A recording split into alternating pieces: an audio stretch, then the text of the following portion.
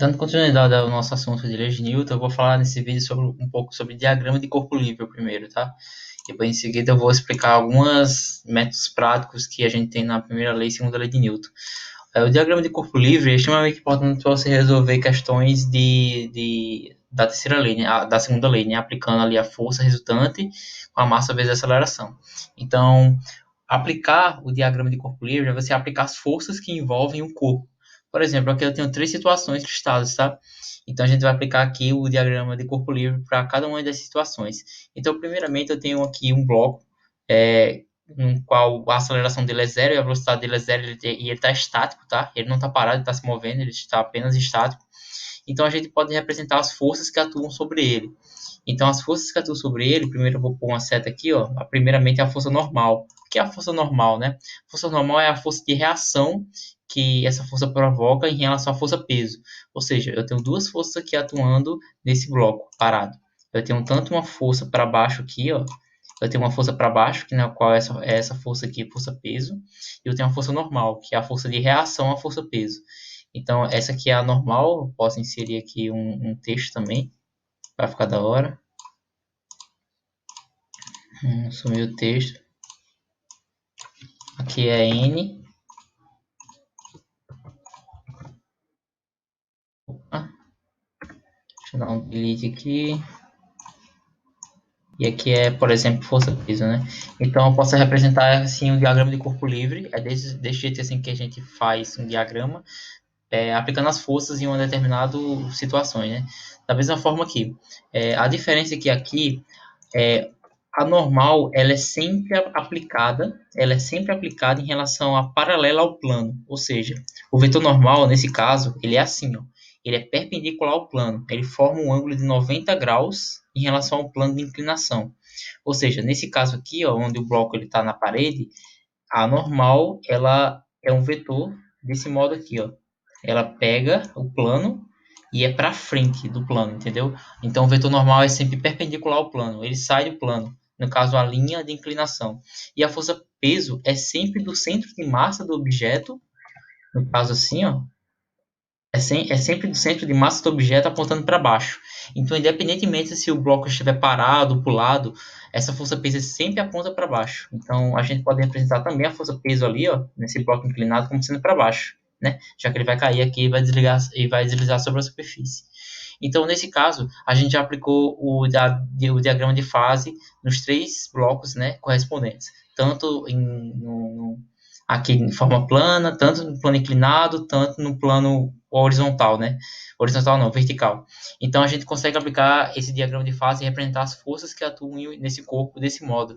E assim, dessa forma, a gente consegue calcular a força resultante que atua em cada um dos eixos. Por exemplo, nesse eixo aqui, nesse diagrama aqui, eu tenho apenas forças em Y. Nesse diagrama aqui, eu tenho uma decomposição da força peso, porque ele está com inclinação aqui, ó, de 20 graus.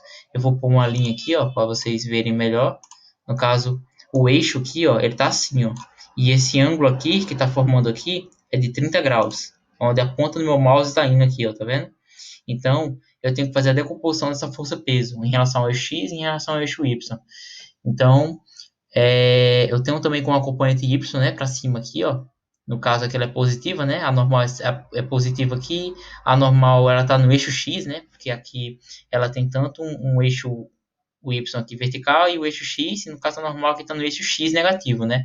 Então você sempre adota esse eixo cartesiano dentro dos centros de massa ou dentro do objeto mesmo, e tomando cuidado também com as orientações, né? Porque a força peso aqui é negativa, a força peso aqui, ó, nesse caso, na componente Y ela é negativa, na componente X é positiva. Aqui a normal é positiva, porque está apontando para cima também. Aqui a normal ela é negativa no eixo X, né? Porque está indo para a esquerda.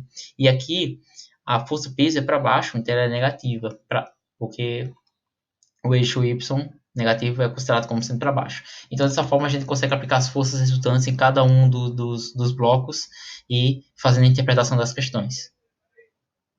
Dando continuidade aqui, agora eu vou explicar um pouco como é que funciona a primeira lei e a segunda lei de Newton de forma prática. Então, eu considero aqui duas situações, beleza? Eu tenho uma situação onde a esfera está parada.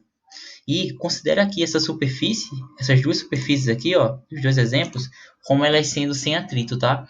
Ela, tipo, não tem atrito. O atrito cinético, o estático dela é zero. Então, ela desliza sobre a superfície perfeitamente. Então, dessa maneira, vamos supor agora aqui, vamos aplicar a primeira lei de Newton, né? O que falar a primeira lei de Newton? As forças resultantes no corpo, ela é zero, no caso, a soma das forças resultantes é zero, e dessa maneira eu não tô promovendo nenhuma aceleração no corpo, já que as forças resultantes é igual a zero. Eu não estou provocando mais nenhuma força extra. Desse modo, a velocidade ela pode ser constante ou variável, ou zero, no caso. Ela pode ser constante ou zero, isso depende muito da situação.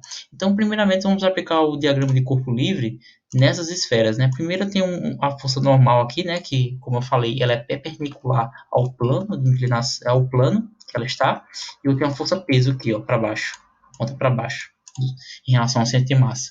Então, nessa situação 1, eu tenho uma esfera parada, eu não tenho nenhuma força atuando sobre ela, a não ser a força normal e a força peso, e essas duas forças elas se anulam, né? Porque elas têm a mesma magnitude, por exemplo, e elas se anulam e elas não provocam nenhum tipo de força extra que promove a aceleração desse corpo. É diferente na situação 2. Eu vou supor que na situação 2 eu tenho uma força peso aqui, eu tenho uma força normal aqui, beleza? Deixa eu puxar esse vetor para cá. Eu tenho uma força normal aqui, mas aí vamos supor que eu dou um tequeleco, assim, ó, uma lapada assim, ó, pá, na bola, sabe? Eu dou um chute na bola, não sei, um empurrão, e ela ganha força no eixo X.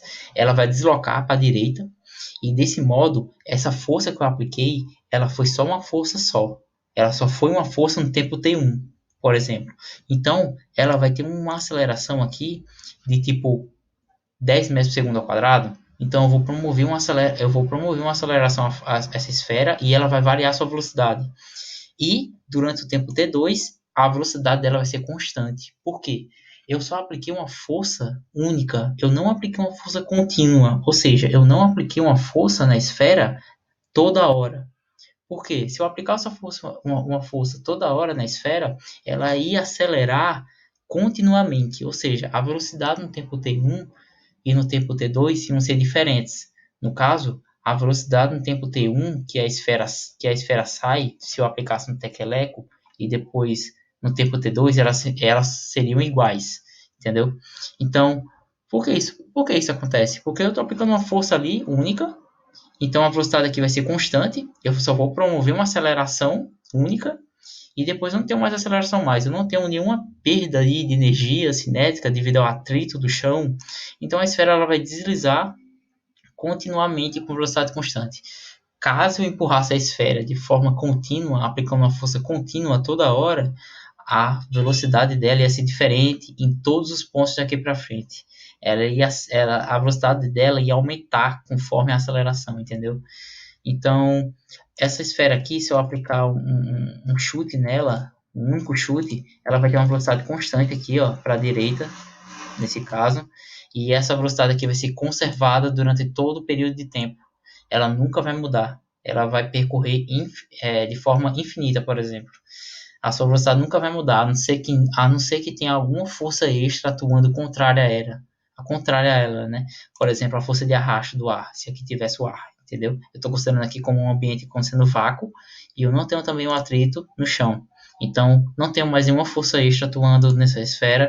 Então, consequentemente, ela ia atingir uma velocidade constante aí durante todo o período de tempo. Mas se eu aplicasse uma força contínua, uma força toda hora, a velocidade dela ia ser diferente e a velocidade dela ia aumentar conforme o tempo ali, né? Então, a primeira lei e a segunda lei de Newton pode ser explicadas durante essas situações práticas. Outro detalhe importante da lei de Newton é que, como a primeira lei de Newton fala que as forças resultantes em um corpo é igual a zero, isso não promove uma aceleração no corpo. Então, uma coisa que eu esqueci de avisar é que, por exemplo, essa esfera aqui, ó, no tempo T2, tiver com uma velocidade constante, como eu falei, e vamos supor que eu tenho uma força aqui, ó, uma força, uma força atuando nesse sentido aqui, ao contrário, uma força atuando no sentido contrário, aí outra força atuando desse modo aqui, por exemplo, e outra força atuando nesse modo aqui, por exemplo, mas a velocidade desse cara aqui é constante, tá? Esse aqui é o vetor velocidade, vamos supor. Vetor velocidade. As forças, a soma das forças aqui, dessa força aqui, dessa força aqui, dessa força aqui, tem que ser iguais a zero. Ou seja, a velocidade aqui ainda continua constante, mesmo eu aplicando forças no corpo. Desse modo, a primeira lei de Newton fala que as forças de distância é igual a zero, isso não promove aceleração. Significa que a soma vetorial dessas forças aqui, elas vão dar zero. Então, toda vez que eu tiver uma questão falando que eu tenho uma velocidade constante, significa que eu tenho as forças resultantes atuando no corpo igual a zero, em todos os eixos. Independentemente se as forças forem de magnitudes diferentes, e de algum modo eu tenho que ter a anulação dessas forças.